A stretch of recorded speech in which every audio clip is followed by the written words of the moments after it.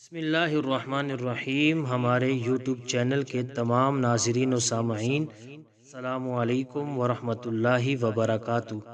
آج کی ہماری یہ ویڈیو قربانی کے مسنون طریقہ، قربانی کا گوشت کہاں پر خرچ کریں اس سے متعلق ہے۔ قربانی کا مسنون طریقہ یہ ہے کہ اپنی قربانی خود اپنے ہاتھ سے کریں۔ اگر خود نہیں کر سکتے تو کم از کم قربانی کے وقت سامنے موجود رہیں۔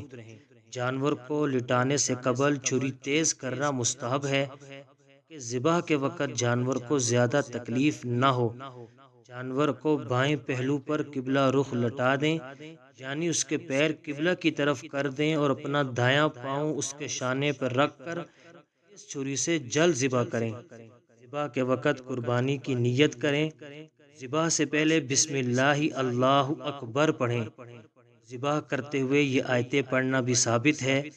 اعوذ باللہ من الشیطان الرجیم، بسم اللہ الرحمن الرحیم، انی وجہت وجہی للذی فطر السماوات والارض حنیفا وما انا من المشرکین، ان صلاتی ونسکی ومحیای ومماتی للہ رب العالمین لا شریک لہ وبذالک امرت انا اول المسلمین۔